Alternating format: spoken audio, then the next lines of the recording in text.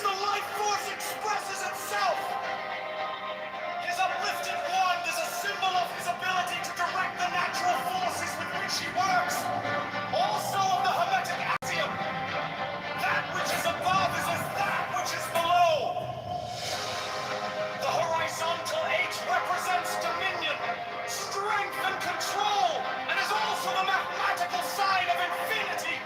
The magician's left hand points to the ground in the gesture of concentration. The black hair bound with a white band symbolizes the limitation of ignorance by knowledge. The red rose is action and desire. The white undergarment, symbolizing wisdom, is encircled with the serpent of eternity. The table is the field of attention, which is the workbench of the magician. The implements are the wand, cup, sword, and pentacle. They represent fire, water, air, and earth. Also will, imagination, action, and physical embodiment. The garden is the subconscious mind which is cultivated by the acts of attention of the self-conscious mind. From this garden spring all of the powers of subconsciousness. Lilies, was the white and six petals, represent the abstract perception of truth, as well as the cosmic laws and principles by which the universe is sustained.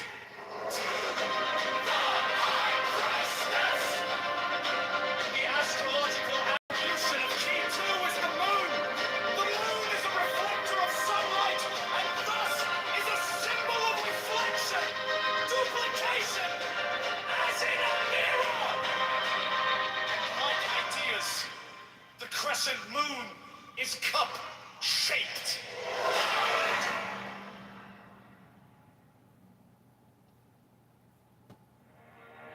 Force manifests itself.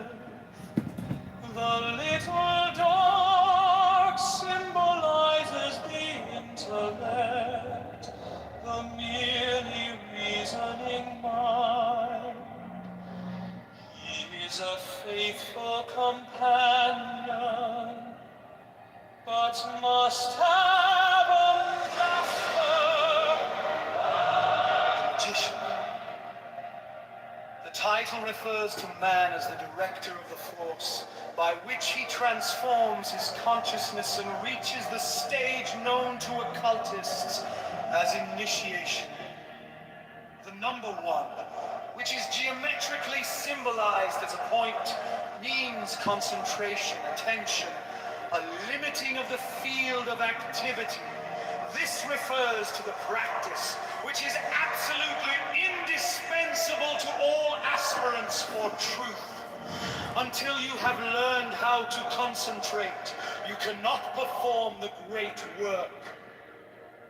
Study this key carefully, and it will help you to learn to concentrate, for its symbolism was created to that end. The roses of the arbor symbolize desire, and it has been wisely said that desire is the motivation of evolution. The central figure, by his posture, clearly indicates that he draws power from above. This is a central point of occultic doctrine, because you cannot even begin to use the subtler forces of nature until you realize that you do nothing of yourself, but simply act as a channel through which the life force expresses itself. His uplifted wand is a symbol of his ability to direct the natural forces with which he works. Also of the Hermetic axiom, that which is above is as that which is below. The horizontal 8 represents dominion, strength, and control, and is also the mathematical sign of infinity. The magician's left hand points to the ground in the gesture of concentration. The black hair bound with a white band symbolizes the limitation of ignorance by knowledge.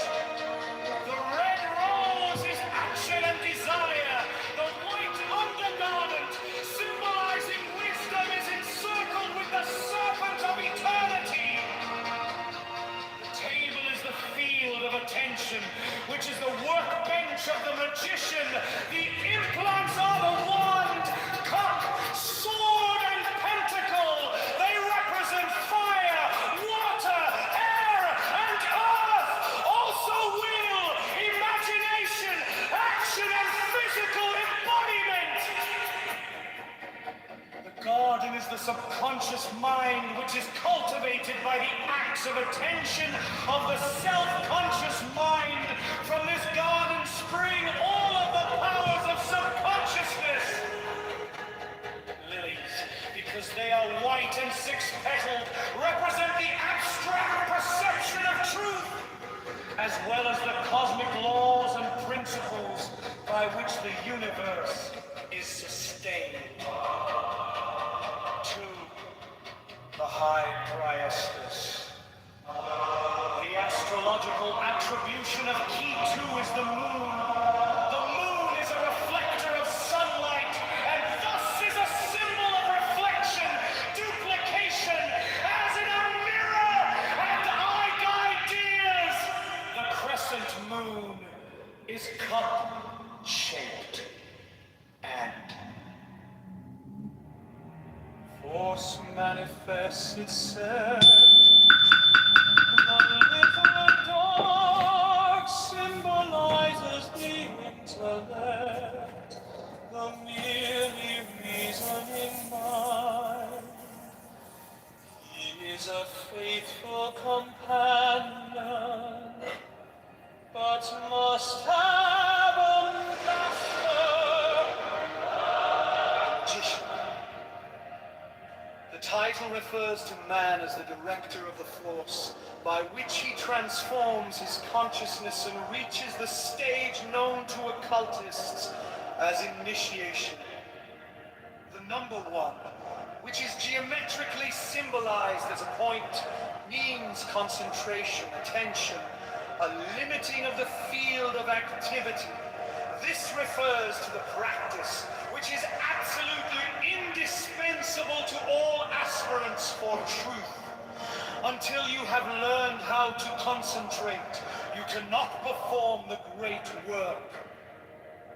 Study this key carefully, and it will help you to learn to concentrate, for its symbolism was created to that end. The roses of the arbor symbolize desire, and it has been wisely said that desire is the motivation of evolution. The central figure, by his posture, clearly indicates that he draws power from above. This is a central point of occultic doctrine, because you cannot even begin to use the subtler forces of nature until you realize that you do not yourself, but simply act as a channel through which the life force expresses itself. His uplifted wand is a symbol of his ability to direct the natural forces with which he works. Also of the Hermetic axiom, that which is above is as that which is below. The horizontal 8 represents dominion, strength, and control, and is also the mathematical sign of infinity. The magician's left hand points to the ground in the gesture of concentration. The black hair bound with a white band symbolizes the limitation of ignorance by knowledge. The red rose is action and desire. The white undergarment, symbolizing wisdom, is encircled with the serpent of eternity. The table is the field of attention, which is the workbench of the magician. The implants are the wand, cup, sword, and pentacle. They represent fire, water, air, and earth. Also will, imagination, action, and physical embodiment. The garden is the subconscious mind, which is cultivated by the acts of attention of the self-conscious mind. From this garden spring all of the powers of subconsciousness. Lilies, because They are white and six-petaled, represent the abstract perception of truth, as well as the cosmic laws and principles by which the universe is sustained. To the High Priestess. The astrological attribution of Kitover is the moon. The moon is a reflector of sunlight, and thus is a symbol of reflection, duplication, as in a mirror, and ideas. The crescent moon is cup-shaped.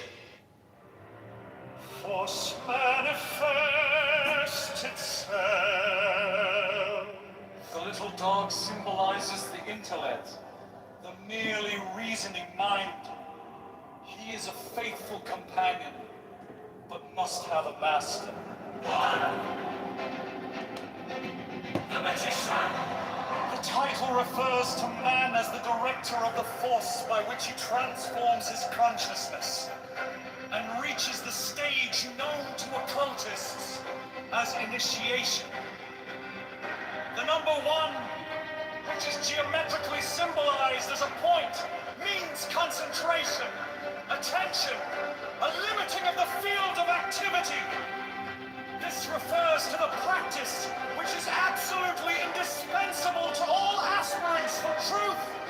Until you have learned how to concentrate, you cannot perform the great work. Study this key carefully, and it will help you to learn to concentrate, for its symbolism was created to that end. The roses of the arbor symbolize desire, and it has been wisely said that desire is the motivation of evolution.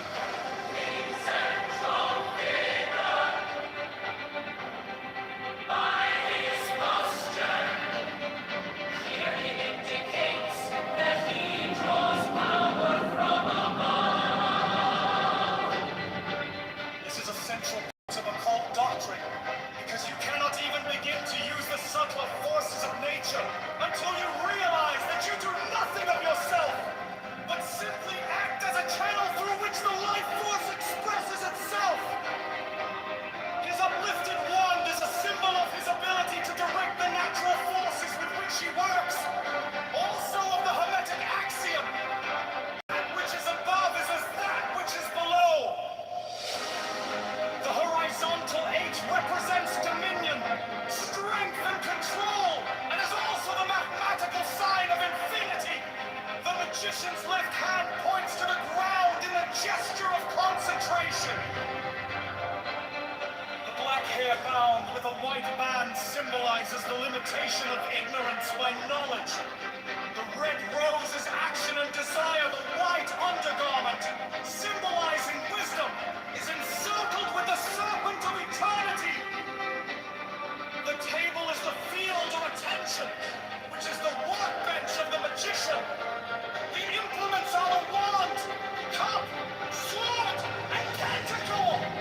They represent fire, water, air, and earth.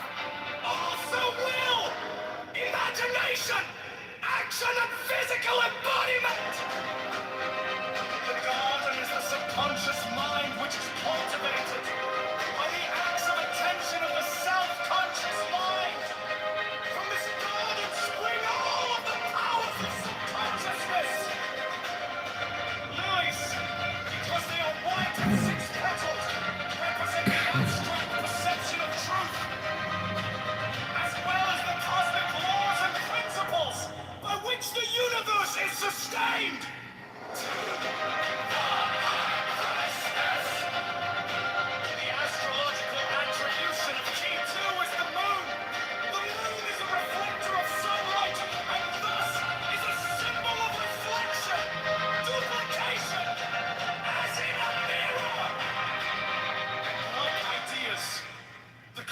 Moon is cup-shaped.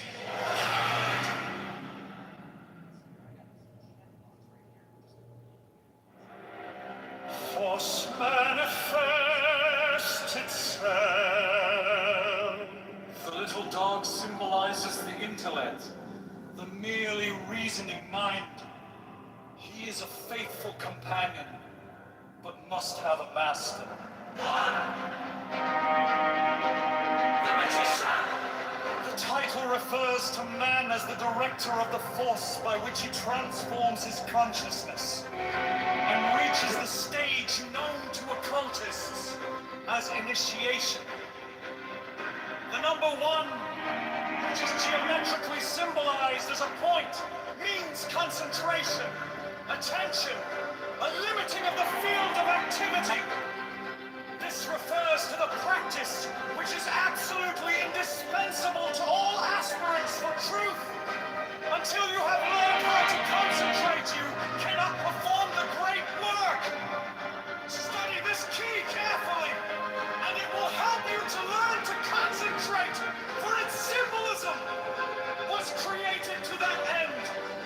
The roses of the arbor symbolize desire, and it has been wisely said that desire is the motivation of evolution.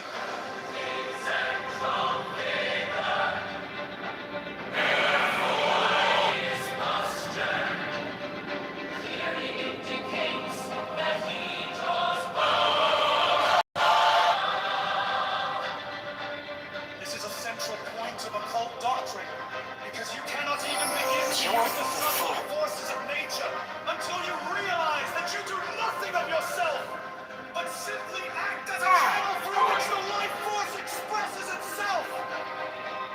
His uplifted wand is a symbol of his ability to derive the natural forces with which he works. Also of the Hermetic axiom, that which is above is above that which is below. The horizontal 8 represents dominion, strength, and control, and is also the mathematical sign of infinity. The magician's left hand. The fool. The symbolism of the fool is best explained by first considering the meaning of the Hebrew letter Aleph attributed this key. Aleph means ox. Oxen symbolize the motive power in agriculture because they were used to pull plows. It's agriculture is the basic form of civilization. Thus, the letter Aleph symbolizes cultural power, created energy, life power, the vital principle of plants, animals, and men, which comes to us in physical form as the energy of the sun. This principle is also called life. Breath is the Greek pneuma, the Sanskrit prana, the Hebrew luach, the Latin spiritus, literally these words mean breath. Secondarily, they refer to the spirit or all-pervading life energy. This meaning is substantiated by the title, for fool is derived from the Latin phallus, meaning a bag of wind. Thus the fool symbolizes that which contains air, or breath. The Bundesiro carries this idea a step farther. It is a signal of the limitless, unconditioned life power. The snow is shaped like an egg, hence it symbolizes that which contains all of the potencies of growth and development. Occultists will understand that we refer to the cosmic egg. 'Cosmic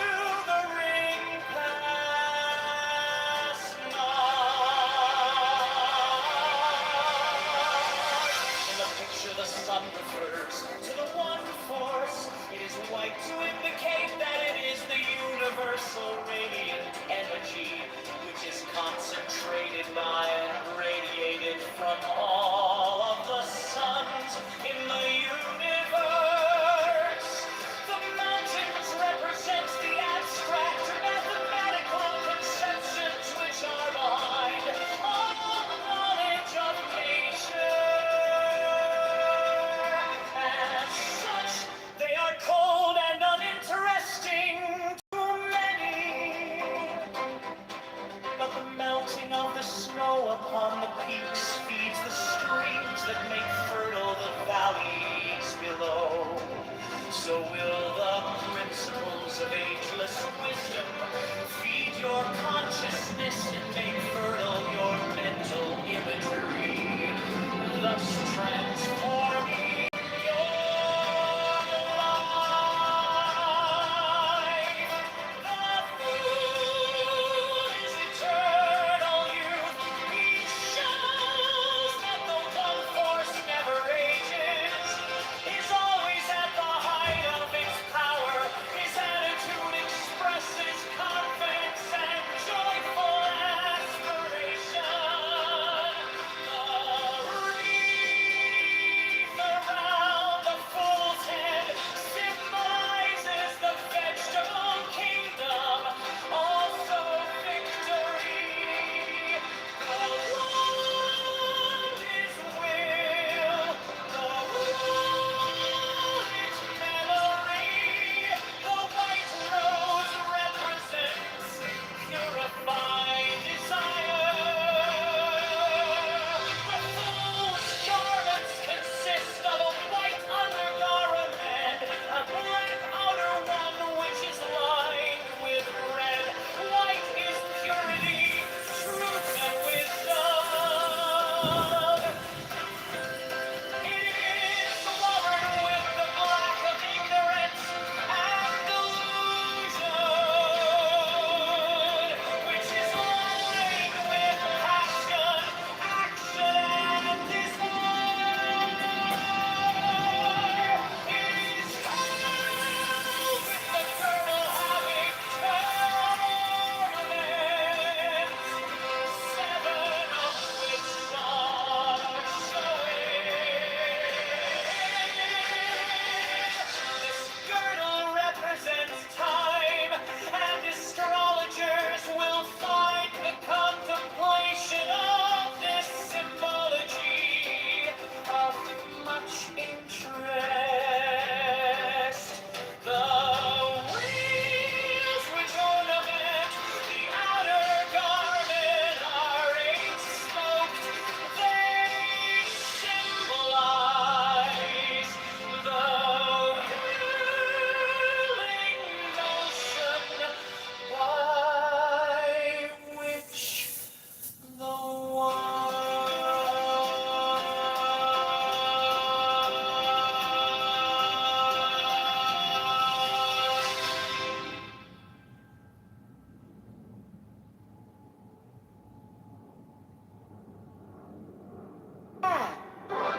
The fool. The symbolism of the fool is best explained by first considering the meaning of the Hebrew letter Aleph attributed this key. Aleph means ox. Oxen symbolize the motive power in agriculture because they were used to pull plows into agriculture. Is the basic form of civilization. Thus, the letter Aleph symbolizes cultural power, created energy, life power, the vital principle of plants, animals, and men, which comes to us in physical form as the energy of the sun. This principle is also called life. Breath is the Greek pneuma, the Sanskrit prana, the Hebrew luach, to the spirit is literally his words being.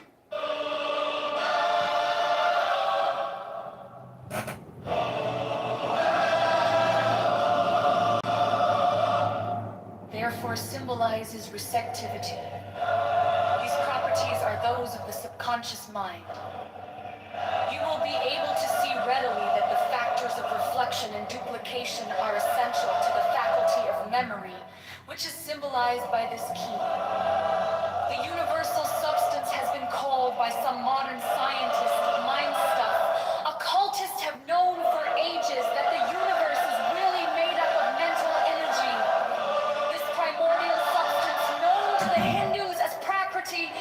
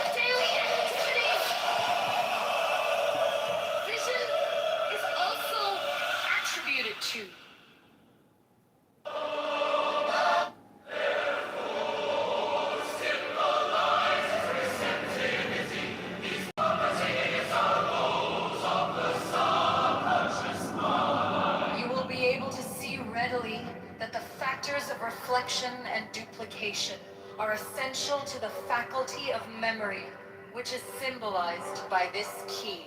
Universal substance has been called by some modern scientists Einstein. Occultists have known for ages that the universe is really made up of mental energy. This primordial substance known to the Hindus as gravity Has always been symbolized by water, and by a virgin, the high priestess is a virgin. As well as the flowing robe represents water. curtain behind the high priestess is a symbol of virginity. It connects the two pillars of light and darkness and all other pairs of opposites, thus symbolizing the associative powers of subconsciousness. This symbolism of pairs of opposites is also carried out by new ornaments on the It symbolizes the active and passive modes of the life power self-expression. The symbolism of the stone cube is to involve to give hair and length. But we may say that stone is an esoteric word representing union, life, and wisdom. The silver crown represents the waxing and waning of the moon, thus representing periodicity and rhythm. The scroll represents memory, history, the regular experience. The word Torah signifies love. The Empress. Fundamentally, this key represents creative imagination. All of its symbolism refers basically to reproduction, multiplication, and growth. In direct contrast to the virginal high priestess, she is Venus, goddess of love, beauty, growth, and fruitfulness. She represents the activity of the subconscious brain. The stream and waterfall symbolize the stream of consciousness. It flows from the robe of the high priestess, as do all of the streams pictured in the Tarot. The water falling into the pool is again a representation of the positive and negative potencies of the Life Force. These potencies are also symbolized by the scepter of the Empress.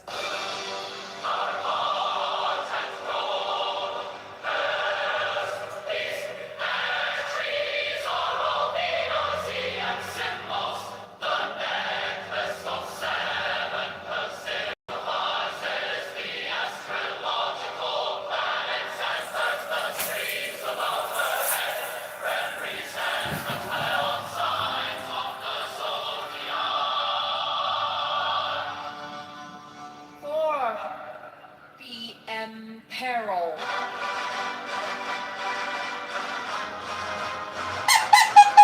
The fundamental meaning of the fourth key is reason. The key is called the Emperor, and the Emperor is one who oversees and controls.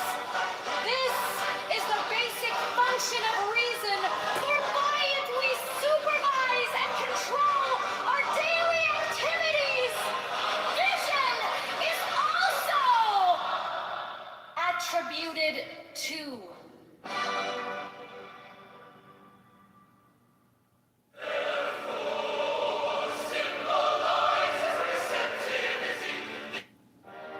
This card has a close connection with the faculty of reason.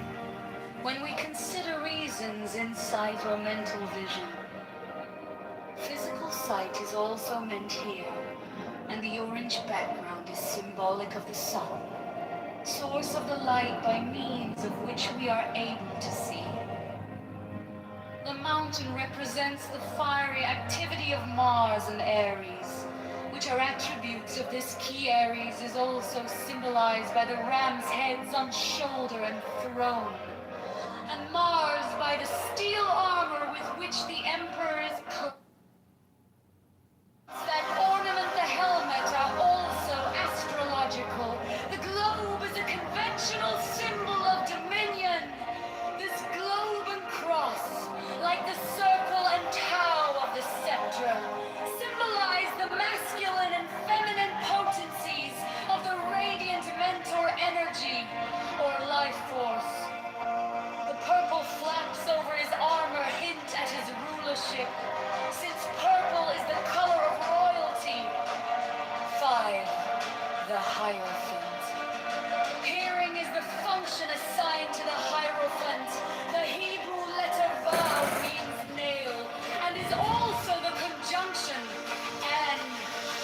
The ornament hanging from the crown of the Hierophant and passing behind his ears is a conventionalized yoke. A yoke is something that joins together, again symbolizing union. The Hindu word for union is yoga. This card symbolizes interior hearing, or the development of intuition by certain practices of yoga. This that we call interior hearing is the real inner teaching. Coming from your own inner self, your true teacher, that self is represented by the Hierophant. In this connection, we must caution you that the true interior hearing is not the negative, lower psychic types of Clarodians. The difference is readily distinguished by the quality of what is heard.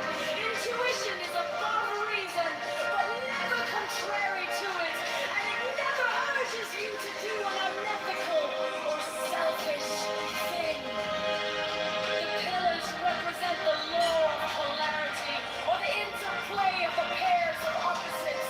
Their capitals show a ball and socket pattern, and an acorn surrounded by oak leaves.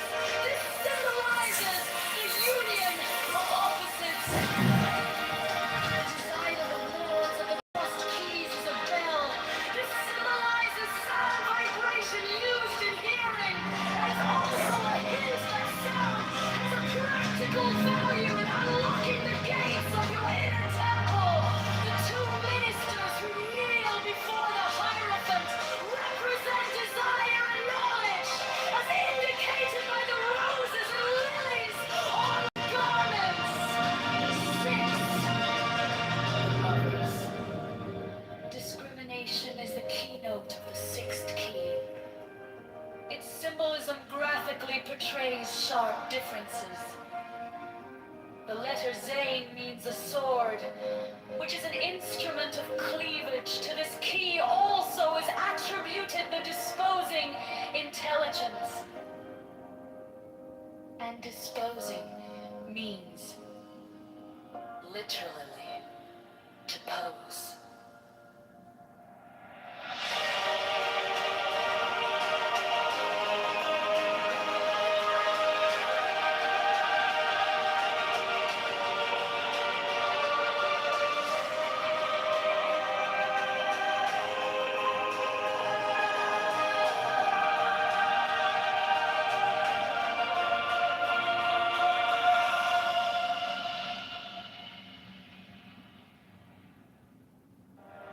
This card has a close connection with the faculty of reason. When we consider reason's insight or mental vision, physical sight is also meant here, and the orange background is symbolic of the sun, source of the light by means of which we are able to see. The mountain represents the fiery activity of Mars and Aries, which are attributes of this key. Aries is also symbolized by the ram's heads on This card has a close connection with the faculty of reason. When we consider reason as insight or mental vision, physical sight is also meant here, and the orange background is symbolic of the sun, source of the light by means of which we are able to see. The mountain represents the fiery activity of Mars and Aries, which are attributes of this key. Aries is also symbolized by the ram's heads on shoulder and throne, and Mars by the steel armor with which the Emperor is clad. The 12 points that ornament the helmet are also astrological. The globe is a conventional symbol of dominion. This globe and cross, like the circle and tower, the scepter, symbolize the masculine and feminine potencies of the radiant mental energy, or life force. The purple flaps over his armor hinted his rulership, since purple is the color of life. Hello, John. Ribono Shalom, Baruch Atah Adonai Eloheinu melech haolam asher kiddushanu b'mitzvotav v'tzivanu l'chadlik neshasha b'panei pechagafen. Amen. Number 2 is Singapore. Number 1, and then Taiwan is number 5. I have a different list. We lost to Singapore? Yeah, Singapore is number 2. Japan, of course, is number 1. This is a travesty. Singapore. Yes. Singapore is great. That's the most. This is a travesty for Israeli PR. It was like one of the few things you had left. Every 5 feet. So maybe how per capita? How much place? No, probably not. No, that would No? First you That used would be your an Arab. vision, now you're That would be using an the Arab. sushi competition. Yeah. What's next? Actually, You won't we be get the most those moral in army in the Eurovision. world. Next we lose the Arab rock like you, Buttercup. Second place. Hey, that was Hey, Mountain, I've been taking the The mixed multitudes? I've been taking those gummies of what do you call it, and I don't feel anything from them. So, what the hell are they called again? Anyways, it's just like eating gummies. Hello? Choose it. I speak better Hebrew than you. You're the Arab. Can you Okay. write it down? Yakov, I got the answer.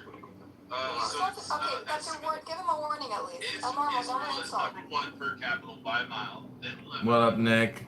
Wait, What OIQ room are you blasting? Chillism? No, it's called Mossad Shark Handlers is the house, and the title of the room is Shabbat Shalom, motherfuckers. Okay, interesting. All right, do your Jonathan Bing impression in the mortgage syndicate. Are you still on Clubhouse listening to Jonathan Bing? Well, I got a mortgage opportunity for you that you're gonna love. If it wasn't for Daphne, I'd be in prison right now for rape. Let's go over the chatter and talk with Nelson, the commander. Commander Nelson. My name ain't Nelson no more. It's Commodore Nelson. Commodore Nelson. Let's do a show. Let's do a show at 8 o'clock and talk about the mortgage industry. Bring in Cindy Stumpo. I'd like to introduce Cindy Stumpo, who is a real estate magnate who is best friends with Nelson, is working on multiple real estate development projects. Cindy, welcome to the show. I don't know if these are good impressions anymore, but if you think about where people went, which is they basically concealed what they were doing, like Nelson. I signed up for like Nelson's investment fund, and Was it like? Did you have to go to a class first for like $100 or something? That'd be funny. That would be even a bigger qualifier. But I don't know. Have you ever even used Chatter? Does that app even still exist? Okay, I tried to get on it, but I have an Android phone, and I'm just like, fuck it, I can't get on it, and I never tried using it. Yeah, I used it, but they blocked me or deleted me because like they know John Kitover is out to record them. Because like I think Nelson messaged me once like, bro, how could you fucking do this? You fucking, how dare you record this? Blah blah blah. I think it was on Instagram, but man, I'm just trying to avoid all the haters and maintain positive energy and joyful people at all times and keep away negative people out of my aura. That's like their metaphysical, philosophical. Well, do you ever go Yeah, to he's still Steve he's still Appella's there. room, Ask the Atheist? Damn, he's private. Nelson Apega is private, and he has 27.7 thousand followers, and it's chattersocial.io. And of course, Jonathan Bing shows up right away. Let's see what Chatter Social. What were you gonna say about Steve Appel? Do you ever go into his rooms, Ask the Atheist? Yeah, yeah. For many years, I've been recording his rooms. Okay. I mean, does he? Well, doesn't he have like all your accounts blocked? You have to just go on as an anon Yeah, now. yeah. Okay. Hello, John. I wanna be here on Steve Appella. I love it when he gets into his like deposition mode where it's like rapid fire question. Anyways, it's just a huge waste of time, because like I'm playing music through AI from books that I've read, and it's like I would rather listen to audiobooks than listen to these rooms, because if I'm not speaking, I'm technically just like listening to an audiobook or some type of, live stream podcast or something. So it is what it is, but this app is still here, It's like a good app. Uh, Functionality, like look how you can customize shit. Like it's an amazing way to create content. And it's supplementary because like I'm live streaming on 20 YouTubes and X and other shit. So Yeah. it's just like one more fucking platform. Well, I think it's hilarious. Like if some people watch your like X and your YouTube or your Instagram, and they hear people like Jazzy crashing out or Monica, that's got to be. These people are like, what the hell is wrong with them? Yeah. I don't know. See, the thing is, like, people want to get my stuff deleted, but because I have so much content, it like scrambles their brain when they have to try to find what they think that I've recorded or something. And it's at this point, it's just like a taunt. It's like something to say to somebody, like Jazzy or anybody, really. Like, oh, I got a recording of you, being a low class piece of trash. See, like they just kicked me from that room, from Shabbat Shalom, motherfuckers. But they actually have my Anon blocked because I started adding people on my Anon because I'm getting ready to create a new Anon. It's just so it's like a little game, and because of the Anon, like I'm undefeated.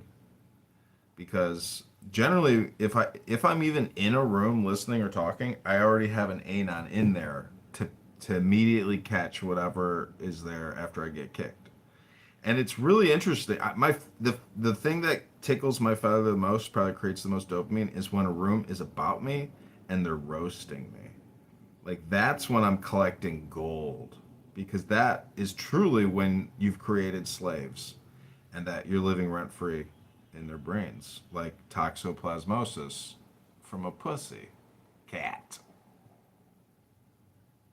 Hello. But what about like the politically correct and Mises 420 or Lisa's 420 launch? Do they always kick you? Because they kicked me within 10 minutes. Mm-hmm. Yeah, same. But I usually wouldn't stick around for 10 minutes at this point. And if I go in Yeah, those that's rooms, it's all just anon. And I'm there to just like listen, get a little sample, and then leave. But I feel bad for some of the people on this app, like Andrew R. I don't know if you know retard Andrew, yeah. but He's a borderline. I think he has a 60 IQ on a good day. so it's like they spend so much time talking that if he was only to spend 10% of that time reading a book, he might get more comprehension about what he's really doing, because he's just like a repeating, memory box. I don't know. It's like, how do the concept of like, ghost in the machine or something? It's really just a question of like intelligence. Like through this communication app, people are willfully refusing to increase their intelligence. They just want to be social. And I don't know, at some point you have to essentially retreat into, your library study, look at all the books and say, okay, all of that can be put into my brain through knowledge, through comprehension, through understanding, through repetition. But what you're really doing in many ways is like altering your subconscious mind. And part of Groundhog Day is not doing the same thing that you did on all the previous Groundhog Days. Did you ever see that movie with Tom Cruise, like 1 Million Battles or whatever? Yeah. Yep. So this app is like that, but people are unfortunately retarded, and they've retarded and retrograded themselves because they've never spent any time putting outside knowledge in their brains. They just call social activity knowledge. And that's why this is like an app for schmucks or schwarzes, like Nelson Apega and what's his face. The thing is, if you call this a show, but you're not producing it anywhere, and you're just leaving it on this fucking platform like Steve Appel the schmuck, you're really, I mean, that's the thing, dude. It's like some people aren't that smart. They can't figure out technology, or they don't want to like expand their efforts. They're just lazy. That's what I've noticed with people with their cell phones, is that some people are super lazy. Like, look at people's dating accounts. Look at on this app. You have all these single moms that are fucking begging for money, or they put their cash app at the jumbotron on every room. Because they don't have jobs, they don't want to work, they don't have a fucking man in their life. No fucking man wants to get with them. And they use this app just for money. Well, that's better than, I guess, like some other people, but everybody has their stake in it. Like, look at Marshall Stinkin' Rankin. So Marshall's an interesting one because that guy flip-flops more than Fauci. Like, one room, he's a Republican. The other room, he's modding in, like, the 420 lounge or politically correct. Yeah. And, like, caving to these retarded, low IQ liberal communists. Like, they were in a room once, and they were telling us that, like, McDonald's can raise their wage to $21 an hour like Denmark and give people 6 weeks vacation and free health care. Like, you do understand in Denmark, McDonald's isn't the one that's paying for the health care, it's the government. And he's like, oh yeah, he's like, and that Misa or Lisa or 420, that retard, she's like, oh, we'll just have to raise the price of a Big Mac to like 50 cents. Who cares? So people can have free health care and a livable wage that's in free college, that's worth it to me. I'm like, you guys are so fucking stupid. It's just like, no, you're stupid, you're MAGA, you're MAGA. That's what they always say. That's their tap out.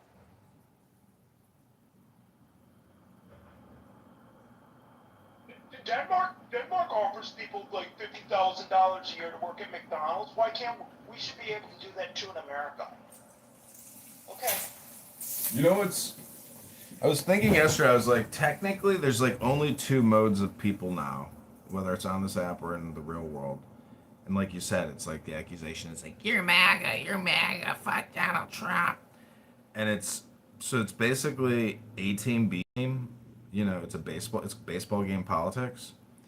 And I'm just shocked that everybody like supports B team and not A team. And I'm like, shouldn't you be rooting for America? Like, if you're not rooting for America, you're rooting for your own downfall and your own decreased abundance. So why don't you root for America, and why don't you root for our president? I mean, what fucking team are you on? Like, you're retarded. You are literally, you know, self-defeating or self-sabotaging.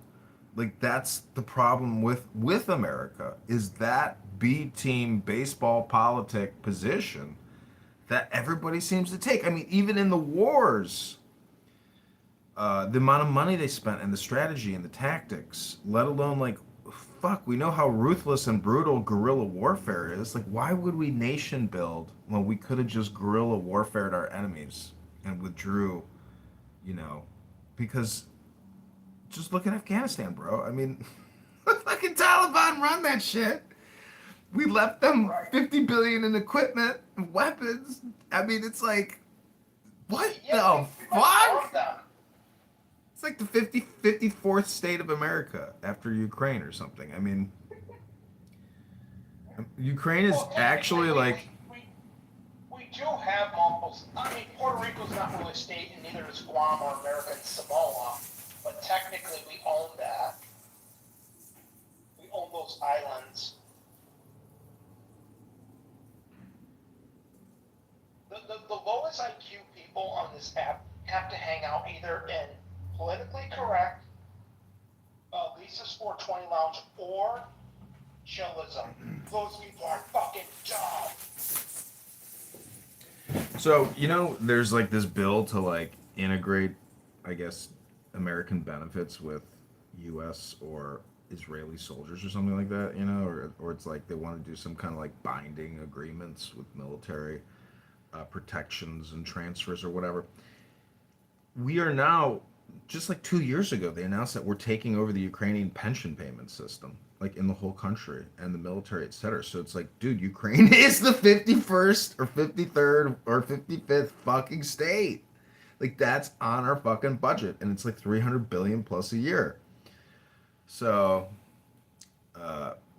if people are complaining about doing the same deal with Israel, I'm like, man, I mean, we're like an octopus country, with many tentacles.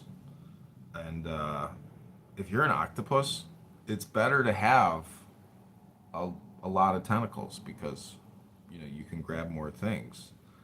Um, but as you know, we're broke. But, like, are we broke? Because, If they revalued the gold at Fort Knox, I mean, we have a lot of fucking gold. well, the way to look, see, this is the way that these bullshit economists look at economics. They just look at it, Yeah, they're Keynesians. They're Keynesians. That's the problem. Keynesians or whatever. I mean, Keynesians, they yeah. they look at it in terms of relativity, which is actually the real way to look at it because we've built up a moat from 1945 to 2026, a huge debt moat where the rest of the world relative to our debt is nowhere near even close to the sophistication of our empire. And because of Wall Street and Washington D.C. and the Federal Reserve and Congress, we have actually a huge way to go. But if the Democrats get in charge and they do the Green New Deal, the banks and the Federal Reserve will go along with it and they will create the money. And that could be the way to actually get rich, like for the rest of your life. Who knows? I mean, the thing is, if the Schwarzes on here want their reparations from that Green New Deal or something, like that's probably where they think it's going to come from is the Green New Deal, because that's But going to be didn't they get reparations in Chicago? I thought that retarded mayor gave people some reparations. yeah. His name is Danny Biss, and he's a faggot, retard faggot, and but Attorney General Boutros said that the 14th Amendment, I guess, exclusion clause or whatever the fuck it is, I can't remember, but you can't create racial hierarchies and then fund racial hierarchy because the other residents sued and they said, why are individuals in this town? And the craziest thing is you could come from out of town. You could be great grandchildren from out of town, come to town and be like, give me my fucking money, give me my reparation, and who knows if the documentation was legit, like, but if you were black, I bet you there were a lot of black people that applied that weren't actually technically entitled to that money, but they got it because they were black and they applied, and not enough people were in the know to know about the know. But yeah, they want this guy Boutros done, terminated, removed. Every single news article is 100 federal prosecutors call for the removal of Andrew Boutros because Boutros is anti-reparation. He's bringing a federal suit against the city of Evanston, and it's actually racist what they've done. And anyways, I'm just more interested in like education as opposed to like being social. Yeah. Basic. I like the meme. I like the meme that came out about Chicago. One of my friends showed me, it was on Instagram. The mayor of Chicago flips the graph upside down to show like crime statistics have been falling. Yeah. He's Guy a fucking real borderline liar. retarded. He's a real liar. He can't. Anyways, he can't win. His approval rating is like 20%, but some people say like in the runoff he could win, which would be a disaster beyond belief. But anyways, I was gonna say that if people could only agree that violence is when things go too far, like that's crossing the line and that's the ultimate violation of the law is violence. So if that's the extreme, then everything else below that is just politic or gaslight to try to gas people into violence. So, you know, violence is the law, but social communication on stupid conference call apps for faggot returns is it's all politic. It's never ending, and the amount of time that people invest throwing themselves into the abyss here is so pathetic and retarded, and just beyond fucking borderline retarded, stupid, like psychopath. I mean, how the fuck does Viking, who I like, and I think we need more Vikings because he's a fucking tough motherfucker, and he knows a lot of good shit. But like, at some point, where does peace come into your life? Because being in chillism and screaming and ranting with a bunch of retards pretending to be judges and lawyers in a fake courtroom in a conference call is retarded. How many times can you do it? The same game over and over again. I'm just like, it's unbelievable. But I would actually like to hire somebody and replace myself and like never listen to another Clown House conversation ever again, but like actually do a full export of this app into YouTube and use like a hot chick in a bikini to do it. Maybe in fucking Belarusia. I don't know, but that would be a fun game to play with people here. Is say, hey, your room is being live streamed via anonymous by a hot chick in a bikini in Romania on YouTube. What do you think? No, dude, do it in like the Philippines. Those girls love Americans. Dude, Thailand's the same thing. I mean, horrible things happen. Yeah, no, Thailand, you deal with the fucking lady boys. I don't want to be like, Philippines probably got the same shit, no? I don't know. Like, I heard like in the Philippines they love Americans because we have papers and we can get them here, and they love America, and they're submissive to their men, and they cook and clean for them. Well,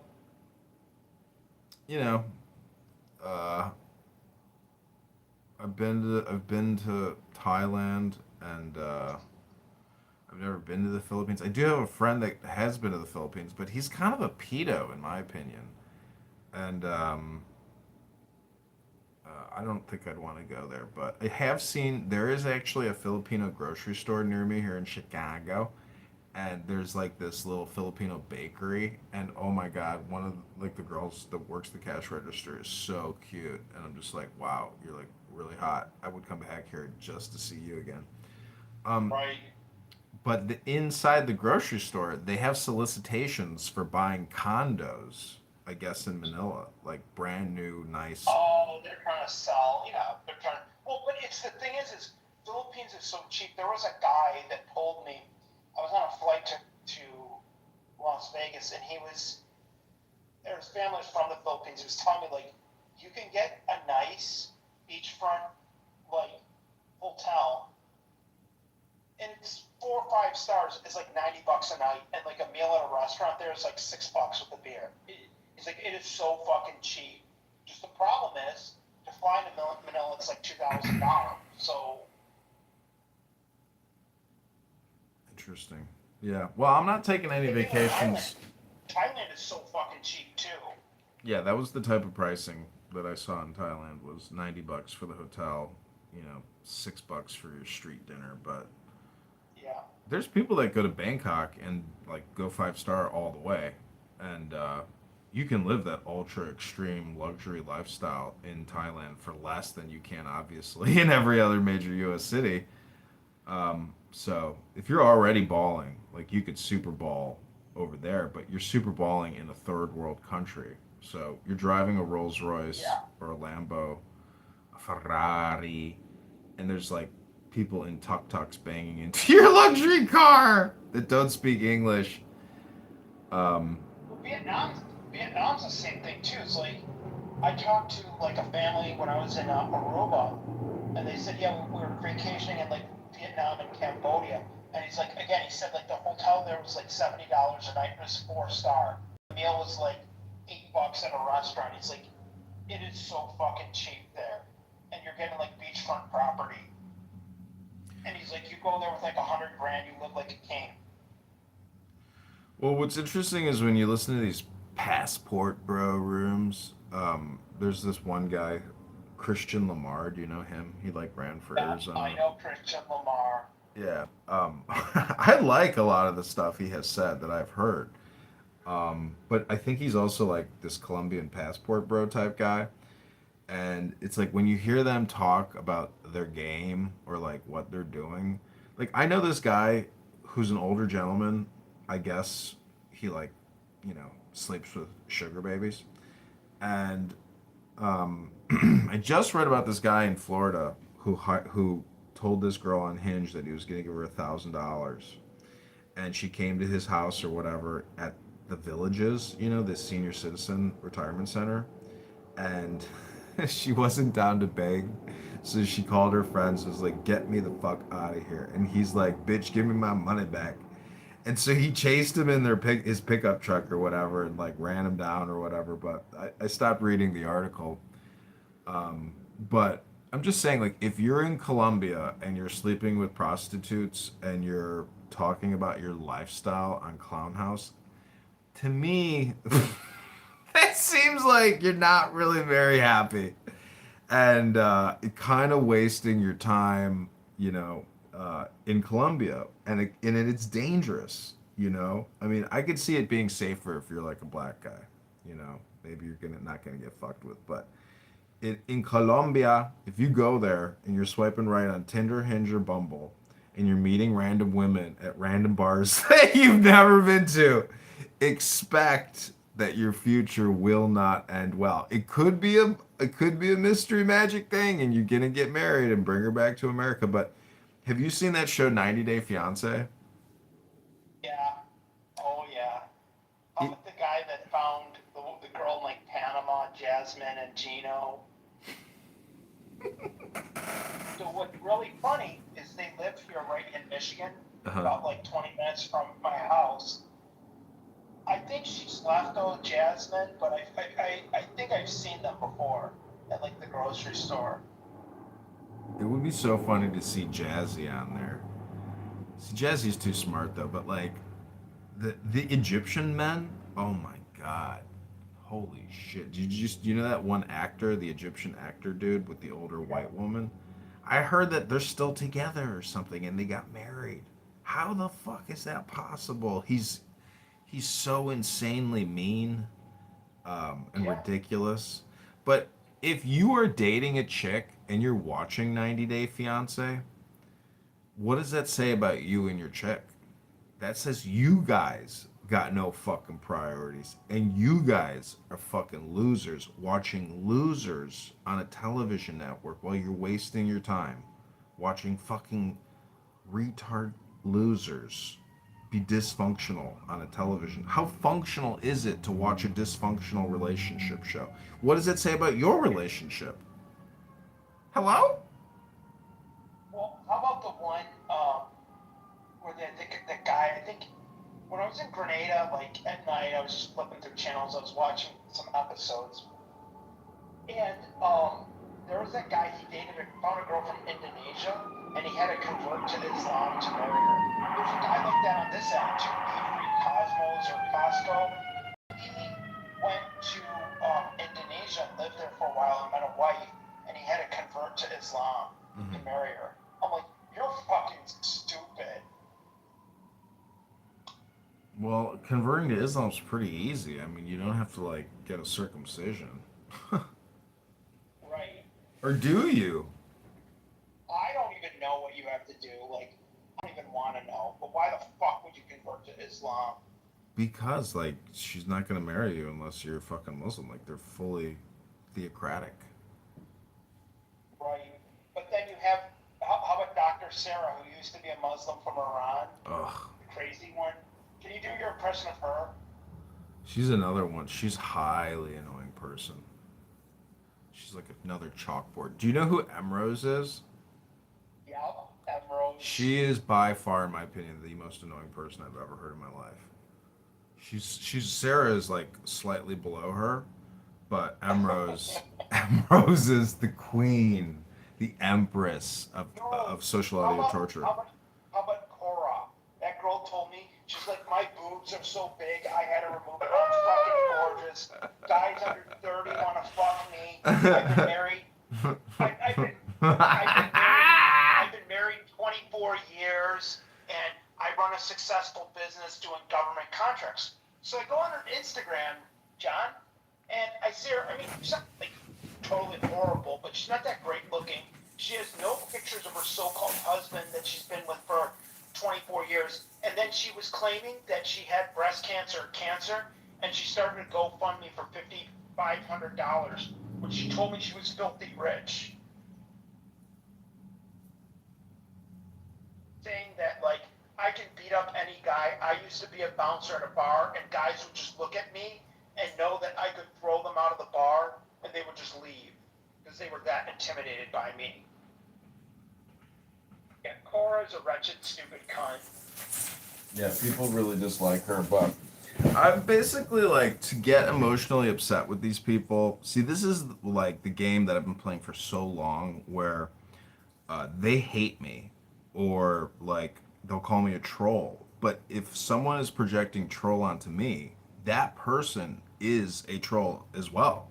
So Cora is a troll. And like you said, everything about her is fake and El Normal calls her like a techno bureaucrat. And she's just a bitch, you know. She's a horrible, annoying, obnoxious person, and that's okay. But like to get emotionally upset about it, to have her existence affect your central nervous system, your emotions, your joy, your strength, that would be the ultimate beta cuck, you know, faggot retard position to take. But roasting them and mocking them is the position that I like to take. And you know, my YouTube account is a testament to the mockery of the faggot retard faggots here on Clownhouse. Well, like when you go in that base room and you troll. Great. Because I think you're trolling. You've gone up a couple levels the past couple years. I'm like, wow, you've really upped your trolling game. Like the Monica rooms, you try to troll, but does she just throw you? Well, I was in her room today with Serendipity in an anonymous account, but I had the volume turned down so I didn't actually have to listen to them. And because there's an anon in that room, it drives them crazy. They're like, is this John Kitover? Is this John? But I'm not listening to them. So then they go to my YouTube to check to see if I'm live streaming the room. But I don't have the volume on, you know, in the room. So I'm like psyoping them to a whole nother like fifth dimensional level where, you know, people like Dr. Adams who accuse me of harassing him, of, you know, and stalking him. It's like couldn't be closer, couldn't be further from the truth. I want to block you. I don't want to follow you. Like, I'm sorry I ever followed your Instagrams. Like, I'm mass blocking you.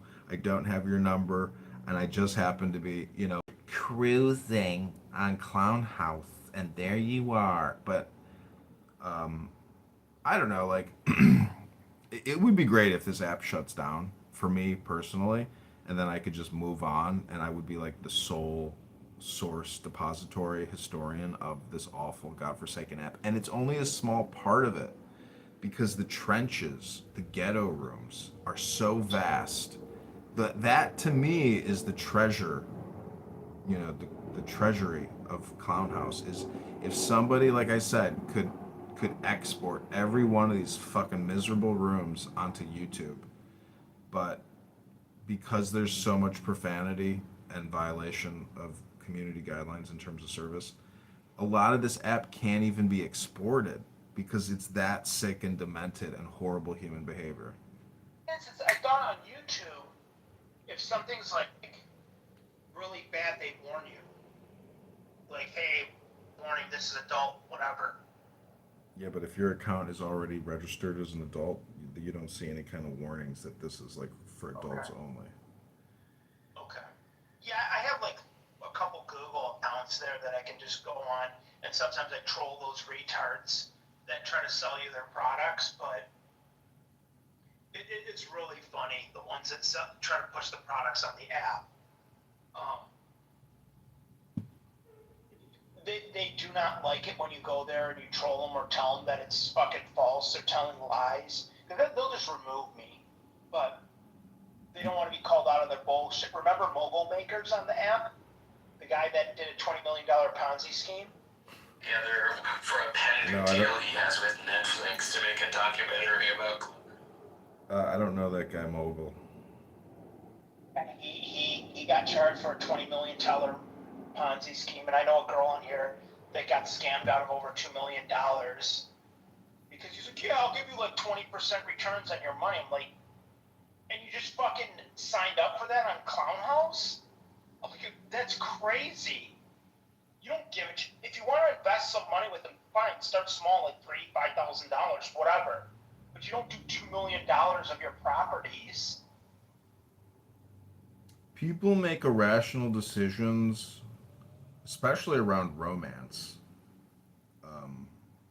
Like my cousin was a day trader, and he was dating this like woman, I guess, from Singapore that had like millions of dollars from her family or something, and he borrowed like $1 million from her. I'm like, what? I'm like, dude, you're gonna gamble this money in the market trading options. I'm like, what if you lose this woman's money, dude? I'm like, how can you do this? You know, he was borrowing from family, and he was just trading options like a psychopath, and he lost it all. You know, fucking. There's people that trade in the market, and they're like, oh, my intuition is better than AI. You know, and they're competing against teams and networks of people all around the world just trying to fucking take your money as you think you're trading options because your intuition and your indicators confirm your fucking bias. It's so ridiculous.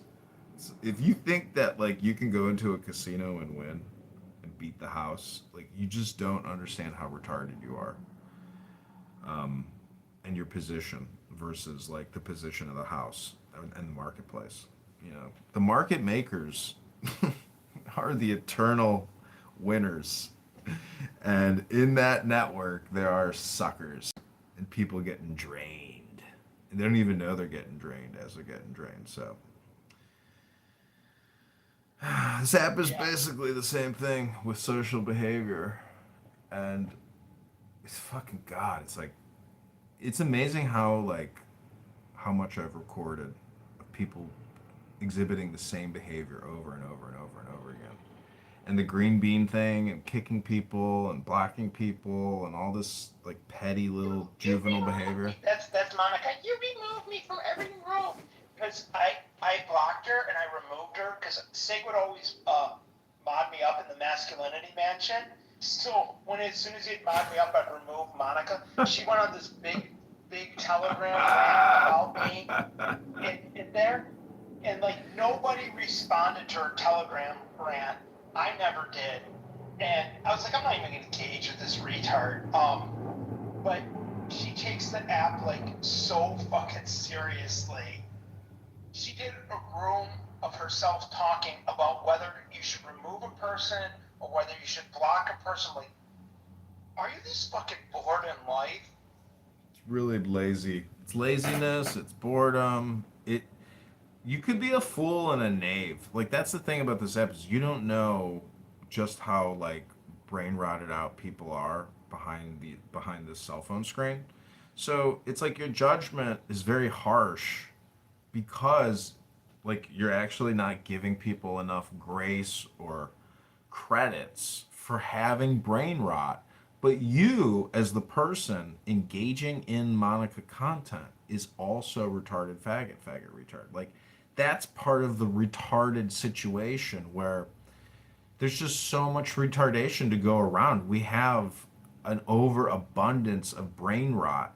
So it's kind of like, being in a boat on a lake of brain rot. And there's just too much brain rot. It's everywhere. And no matter where you go, there's a good chance that you're going to get splashed with a little brain rot. That's life. I mean, just go to your local convenience store. Like, I went to CVS yesterday. And I got 2 cans of like seltzer, and this woman who works there is sitting outside with like a can of ham and spaghetti and pasta sauce, and there's nobody at the cash register, and it's always like that at the CVS. It takes 20 minutes to check out because there's nobody ever working the cash register. So this employee's just chilling, and then she calls for, I guess, the manager, and the manager comes. She goes, "Why did you clock out?" And she's like, "Bong black black black black black black black black," And she says to me, "Are those beers?" I said, "No." And she goes, "Well, you can go to the self checkout." And I said, "Are you gonna check my ID?" "No." "And are you gonna go put my date and the passcode in the machine?" "No." "Oh, you're done working for the day, so you ain't doing nothing but talking." And she's like, "Blick, blick, blick, blick, blick, blick, blick, blick, blick, blick." And then the manager checks me out, and she says, I'm so sorry you had to wait." I said, "Don't worry about it. It's not me going out of business." And she's like, dude, it's a fucking major retail store, and there's nobody ever at the cash register, and it's like a 20. I'm telling you, like, dude, how internally, if you ran fucking CVS or Walgreens, you want to know your store's like frequency of checkout rate, and like, if Right. you got to have these numbers, and if they're not cracking down and they can't see these numbers internally and immediately take action and make management changes, etc., like, holy fuck, you're gonna go out of business. Like, you can't do one checkout every 20 minutes. Like, it's insane. I mean, it's got to be rapid checkout, and all these stores now are doing self checkout. Have you noticed that they got like one aisle open, if even? Well, McDonald's, like here in Michigan, like the McDonald's, depending on which one you go, they just have self checkout kiosks. You don't even deal with the cashier. Target, I went to a mega Target. It was all self checkout. It's fucking. They got one fat woman working 30 self checkouts. And do you know how much theft people must think that they can like try? Because especially in fucking Chicago. They're thinking, as they're stealing or not scanning an item, they're thinking, "Oh, I'll just say, oops, I missed that one. My bad." Like, that's gonna be their response when they forgot to scan the 6-pack in the shopping cart, and they left everything in the shopping cart and used the handheld thing to supposedly scan everything, but they didn't scan everything, and they knew they didn't do it. And they, "Oh, my bad, I missed that one. Sorry. I wasn't trying to steal that. Nah, I missed it. I missed that one. And I missed that one too. Sorry." That's what I would say. Yeah.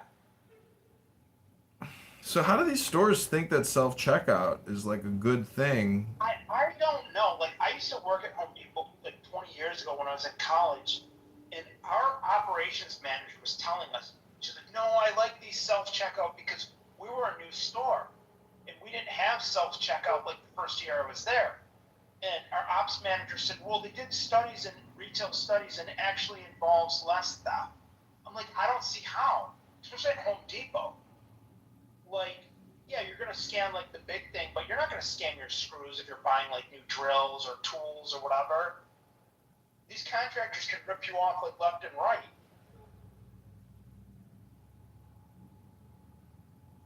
There's a lot of ways to get ripped off. Investment fraud is like the craziest, most horrible way to go down as a victim. Like hearing about Nelson Apega on Clown House, and then investing in like a mega real estate project. Cardone. Yeah, with Cardone or Cindy Stumpo.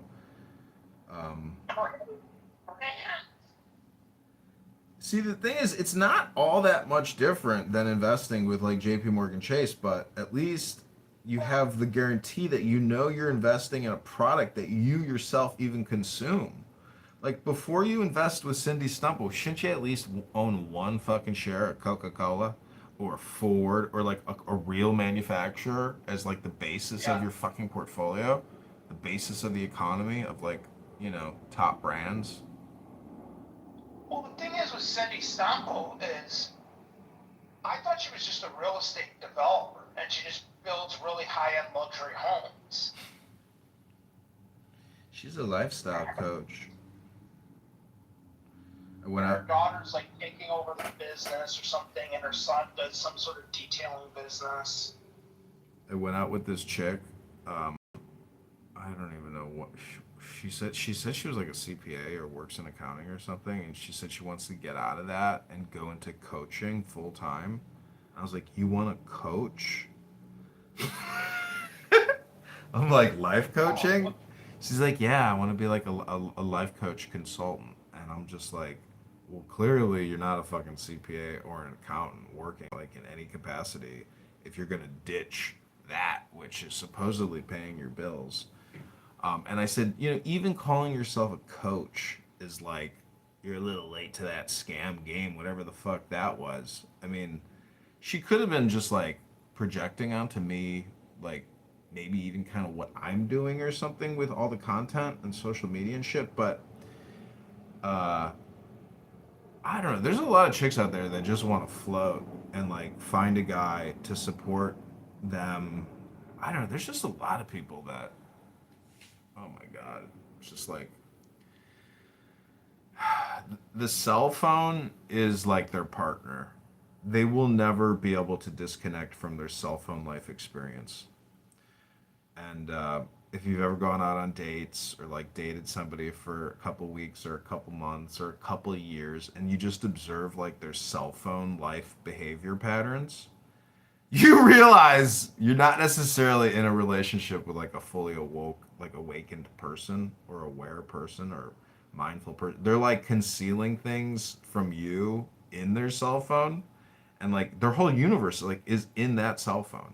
And so they can never open up to like being in a relationship. And so that's, I'm just saying from like a male perspective, you just have to be aware of like the reality of life now with cell phones being the satellite like observer in your possible partner's life, because you're not going to be able to change somebody's cell phone behavior life experience. They're so fucking cooked. I saw a video of this Indian kid savagely beating his mother who like took away his cell phone. It's it is the cigarettes of life now, or our generation or whatever. I mean, cell phone, like there's nothing has anything on us like cell phones. The pandemic, wars, etc. Nothing. Like the cell phone is the big thing in human civilization, human consciousness, human experience, human like everything. Like this, the cell phone is like the greatest invention in human history. Nothing else compares to it. Like the jet engine, the commercial aircraft, thermonuclear weaponry, spaceships, satellites. Like the cell phone is like the big human modifying big thing, because it's like, I mean, laptops, desktops were huge. Like look at Bill Gates, richest man in the world, because of the software, and because of the hardware, etc. Like Michael Dell. Anyways, I'm just saying that like every day, every hour of your life with a partner, who's on an Apple, etc. Like it's kind of annoying, in my opinion, to have to get into a relationship with somebody whose entire universe is on a personal, private cell phone, which is like not you, and like you could be in a relationship with somebody and never go through their cell phone, never examine their communication, like since you're with that person. So it's not like I have trust issues or anything like that. I'm saying that like if you look at like a Quaker Amish lifestyle, or even like an Orthodox Jewish lifestyle, they just use flip phones, if that. And that really prevents a huge amount of terabytes and terabytes of communication that your partner is going to be consuming as you navigate your romantic life experience with that partner. Hello?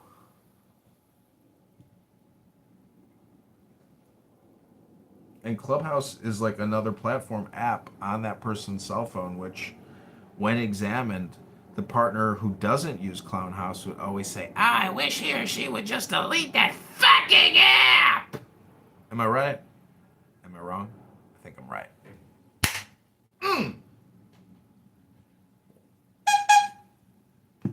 That's true. Like these passport bros. You're right though about Yeah. the clown house and like how people like that green bean gives them like power. It's so stupid. Like Andrew R. is a perfect example of somebody with a green bean fascism, but what he's missing, like in his philosophical approach or perspective, is that he can't let go. He can't just let a room naturally build or organically develop. He has to maintain that button.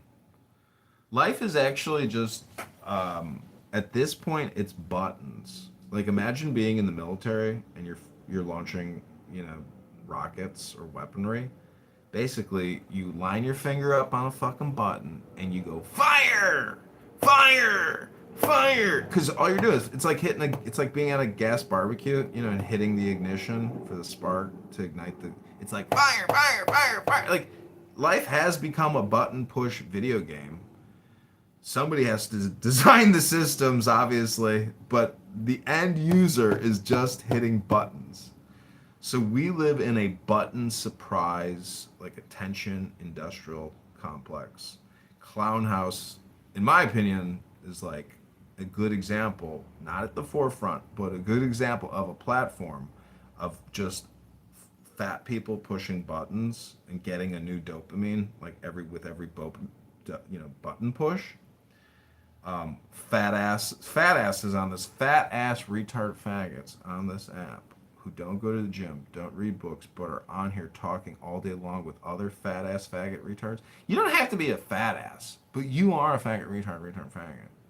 If you are on this app all day long, endlessly pontificating, and you claim you have a job, but you're here talking about the finer points of this and that in chillism all day, and then I love the technical arguers, who want like protocol, they want rules and laws, and they want like a trial. Like about concrete, that guy is fucking retarded. He's absolutely retarded. But What do you think his IQ is? I don't see. IQ is one of those things where it's like, let's say we were able to accurately give a number to every single person, and then look at it from like a historical lens. Like the people that assassinated Julius Caesar and stabbed him in the dick. You got to be kind of a faggot retard to stab a guy in the dick. In Congress, basically. But what I'm saying is, if everyone had a number and we look at it from a historical lens, IQ is irrelevant when somebody assassinates you. Like as you're dying, you're like, how did you kill me? I have a higher IQ than you. You see what I'm saying? It's like IQ is relative to somebody's immorality and unethical and evil behavior. If you're so fucking smart, you better anticipate evil people trying to defeat your superior intellect or superior IQ, and like, so you better be fucking higher than you think you are, because the evil, rotten, horrible people who, supposedly have an inferior IQ, they just killed you. So you see what I'm saying? It's like, don't give so much emphasis into IQ, because even low IQ people still waste your time. So what's the point of even having an opinion on IQ, in my opinion? Hello?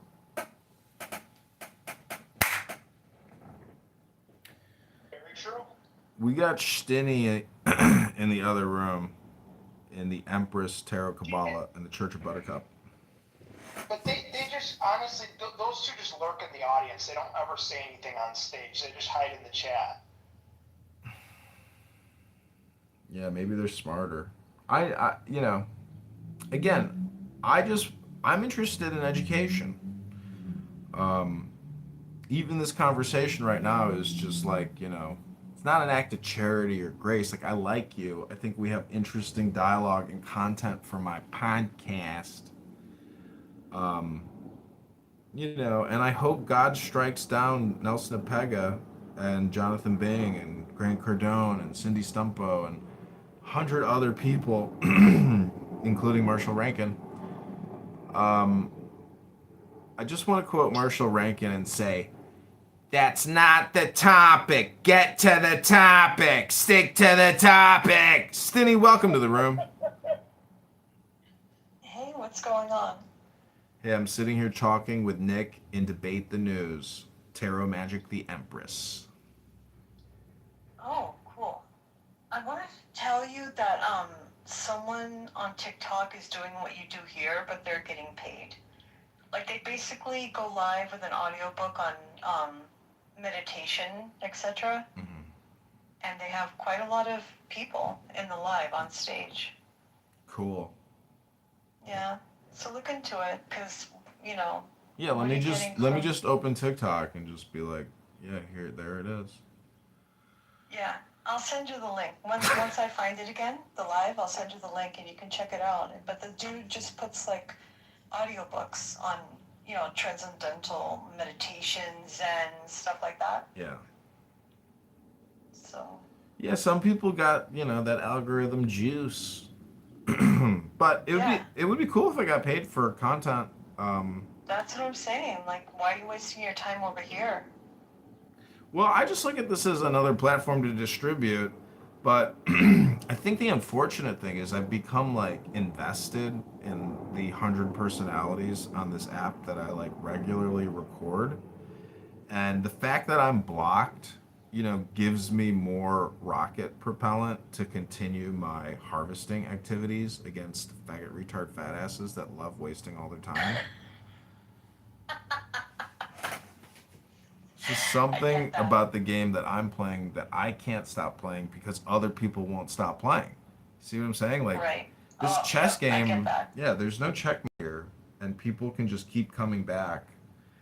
And I really think most of my YouTube is of people from Clubhouse that like watch the lives, because every time I start a live and say I run it for an hour, I'm averaging like 400 viewers over the course of that hour.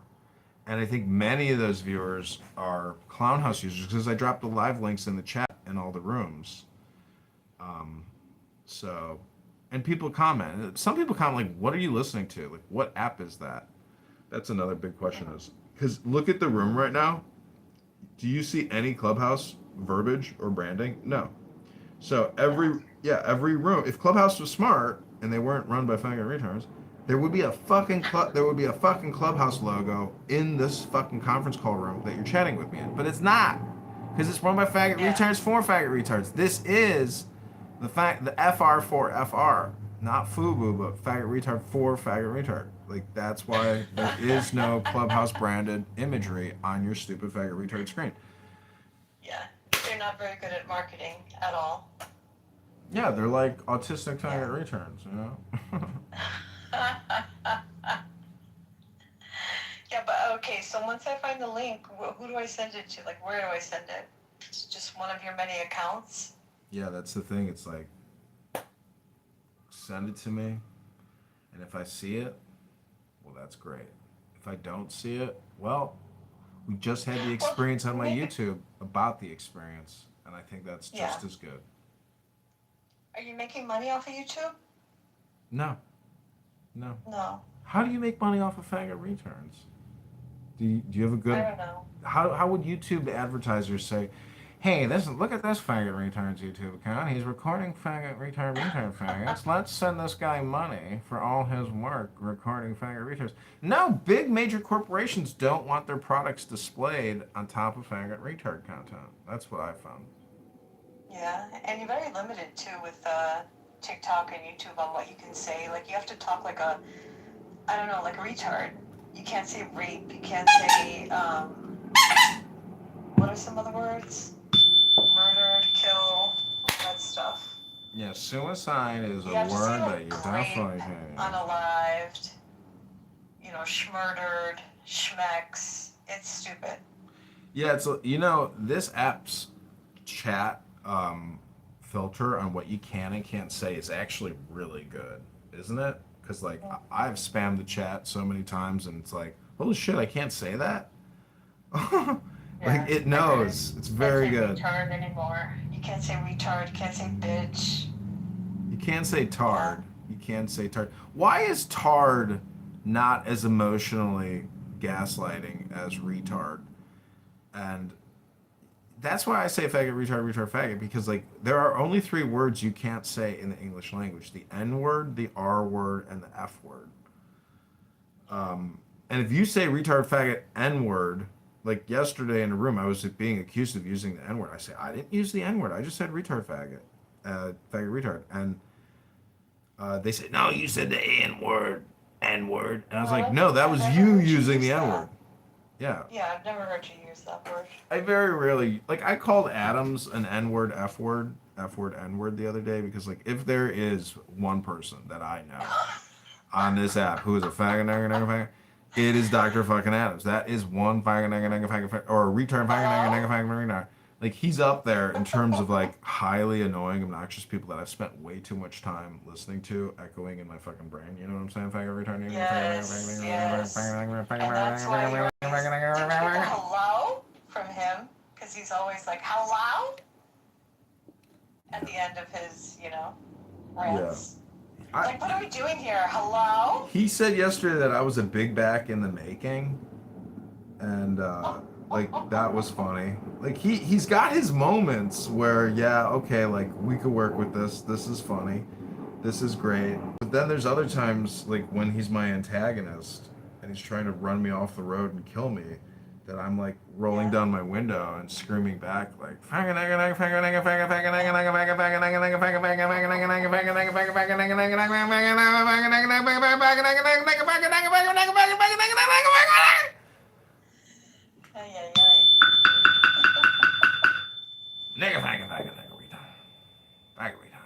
Anyways, I got autism. It's diagnosed as NFR, nigger faggot retard faggot. Like, did you hear about this new diagnosis called NFR, nigger faggot retard?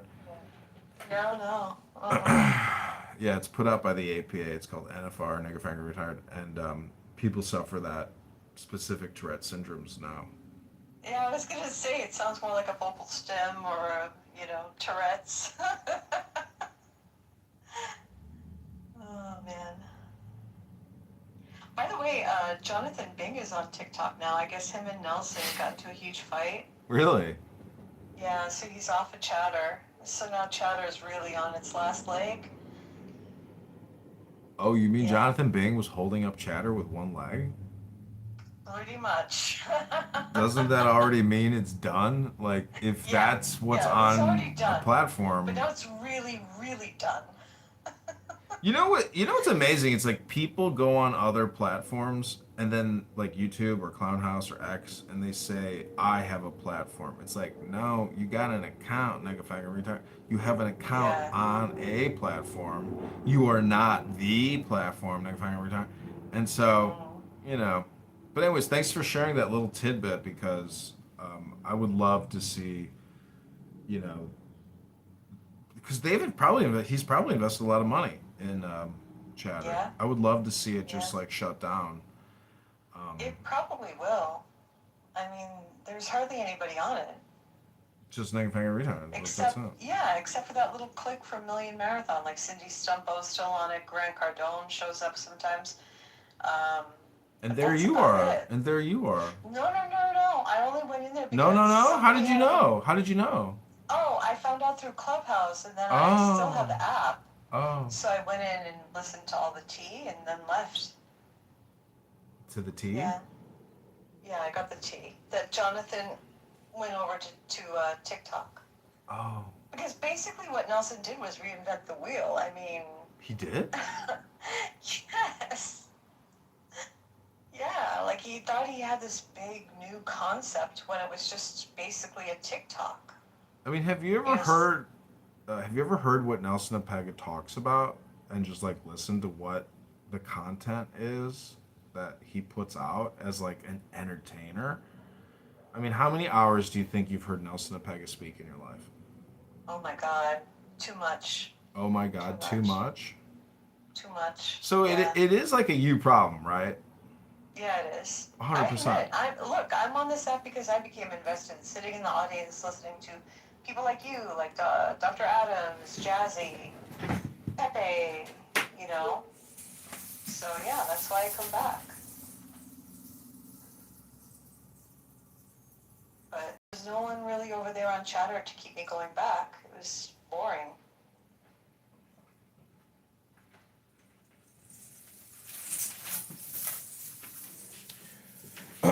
Well, I've been creating AI. You don't have people over there going, faggot retard, faggot. I mean, come on. The only place you can get that is Clubhouse. You know? Mm-hmm.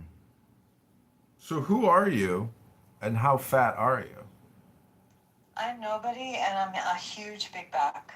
You're a huge fat I ass. engage regularly in big back activities. There is no way that you could tell me what you just told me, you know, with who these people are and what they say and how much time you've invested listening to the things they say, unless you are a giant fat ass.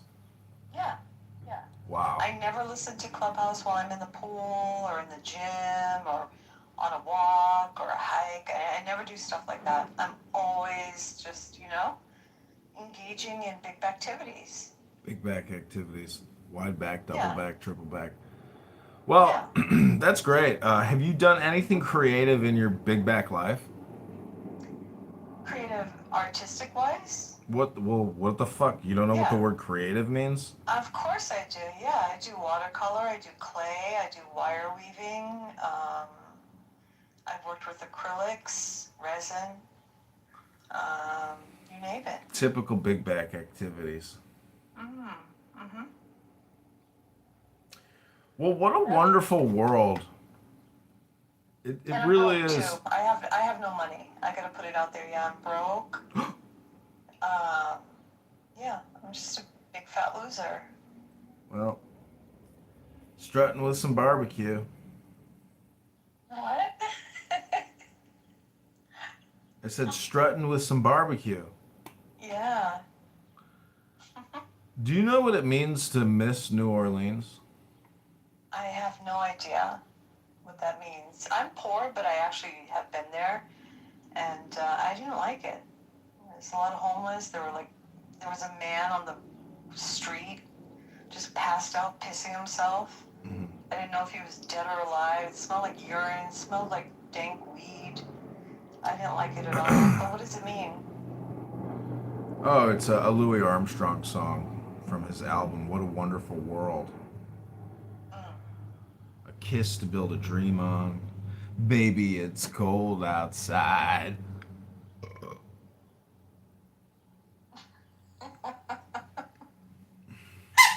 Now, burping could be seen as, you know, a big back thing.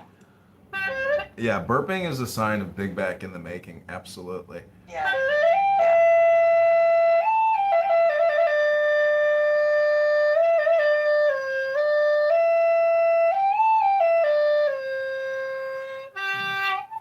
So, I've been very creative, unlike yourself, who's fully big backed. I have created some songs using AI. Nice. Yeah, I actually played the guitar, acoustic. that's very big back. Yes. You didn't even play electric?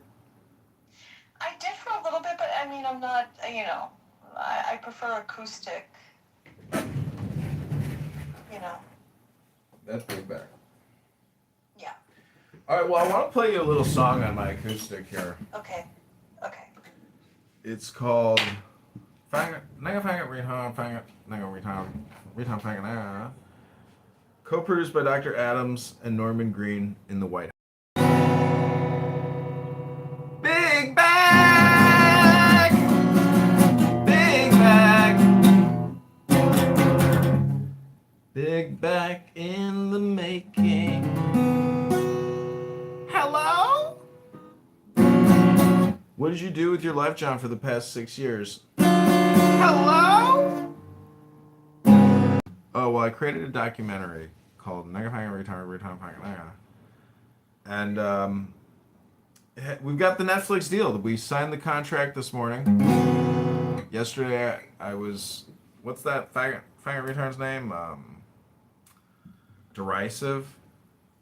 He was like, well, John Kitover said that he had a deal with Netflix, etc. And, you know, I would just say that what I have filmed, to me, if I had a Netflix account, I would want to watch the John Kitover show. I would pay for that personally. But since I'm not on their platform, I would not pay the monthly subscription fee for a retard faggot network known as Netflix without John Kitover. So I hope that, you know, I find the time to find a content acquisition expert on LinkedIn that works for Netflix, the retard faggot network platform.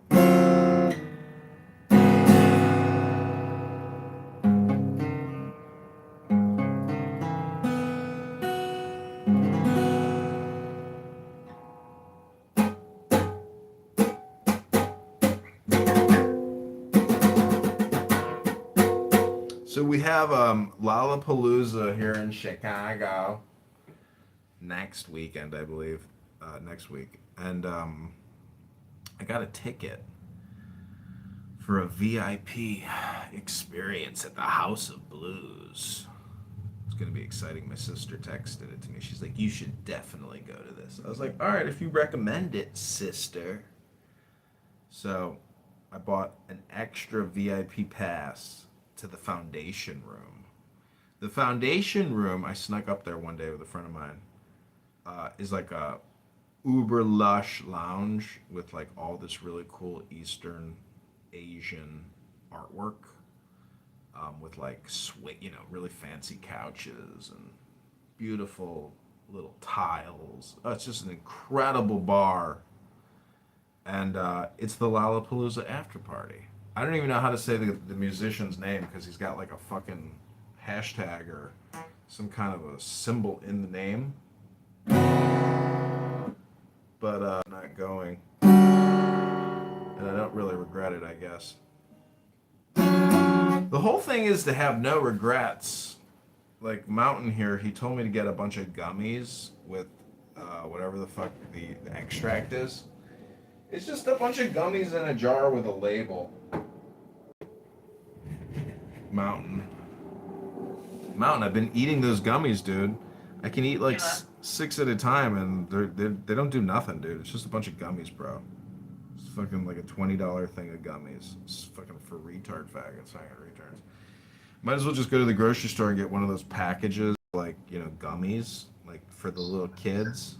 You've been taking the KSM 66 ashwagandha. I've been taking the ashwagandha, dude, and it doesn't. Maybe it's done something, but I doubt it, bro. It's just gummies, dude. Well, don't take 6 of them. You're gonna OD. Fuck, bro. You're only supposed to take about 3. Yeah, I know. I wanted to push it to the limits and see if I like had any kind of experience or something on the ashwagandha. Do you how long have you been taking it? Not like I don't even take it like daily, dude. It's just like, oh, there's the Well, ashwagandha. it's not one of those things that you do. I mean, you gotta take it daily. You know what I mean? Like. For what? For what? I mean, fucking, have you taken a book daily? Dude, before you fucking take ashwagandha daily, maybe you should read a book daily, dude. I've read a book before, dude. I've read many books before, so since I've read many books before, Yeah. because I am 36, maybe you should actually try to take it the right way and take just 2 or 3 a day. Yeah. And try it for a month. know? Outside in the mountains, so. Well, we recently launched a new ashwagandha gummy brand called Driving Through the Mountain Ashwagandha Gummies by Mountain Man. Oh my god. Well, I did launch a company called cougarmomdate.com, but I've been using Meta's AI to build apps and websites, and I could very quickly build a direct response ashwagandha free trial, billing type website.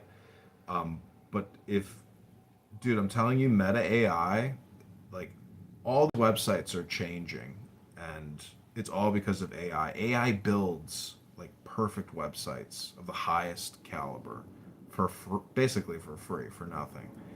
It's $40 a month for Manus, the Meta AI app, but it is a game changer for businesses and business people. Manus, Meta AI, it's fucking unbelievable. I've done all my political campaigns, websites. Explain this to me. Explain. So, like, if I was wanting to start a sprinkler tech company, how could it help me? Because I was thinking, at least I want to use tablets instead of paper. You know what I mean? But how could it help me in that situation? In 10 minutes, it will build you an incredible sprinkler website. Whatever the fuck you want to put on it, you just write it in a paragraph, and it'll build the whole website for you in 10 minutes. It's unbelievable. And that could help me with like billing and all that shit. Yeah, you can ask it to do the back end. You can ask it to do anything, absolutely anything. That's Meta AI. Yeah, it's called Manus, Manus. Okay, I'll look into it. Let me see. $40 a month. Yeah, Manus. $40 a month, and your domain name is $18 for the year. Let me show you an example. This is. I have many examples. I have built quite a bit on it already, but anyways, it doesn't matter, dude. If you do it, you do it. But it's remarkable.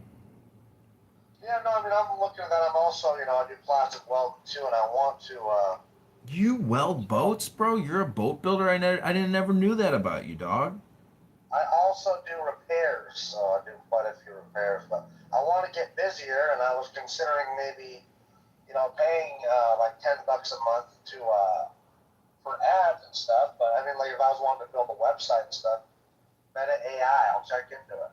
It's called Manus, Manus. Manus. Okay. That new? It was bought Meta bought it for billions of dollars like a year ago or 6 months ago or whatever. I'm telling you, dude, like it is fucking powerful. You can create anything.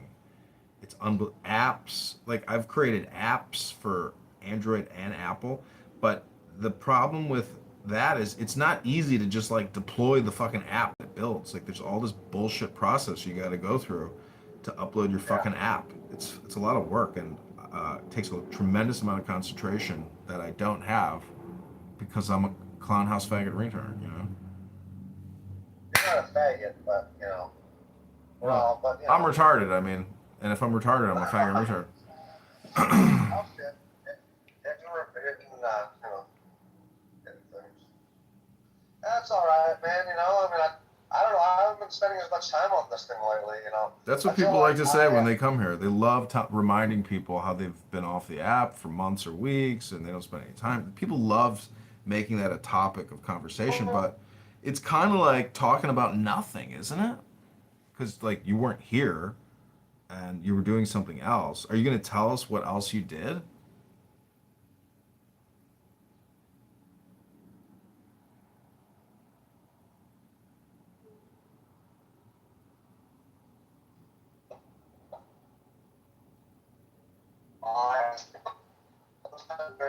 In the clubhouse streets, they don't.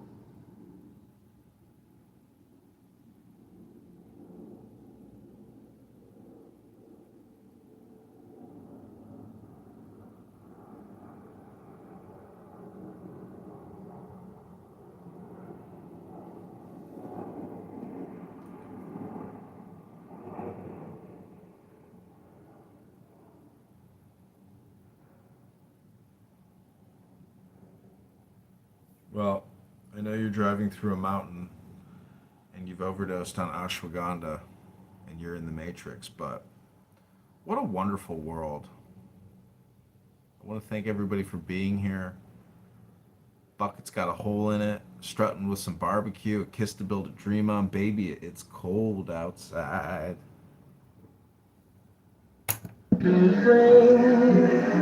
Oh, the mighty grass to memories. Hey, you're really up in there. Of Creole tunes. Sorry, that's copyrighted material. You'll have to pay for that. Can't play that.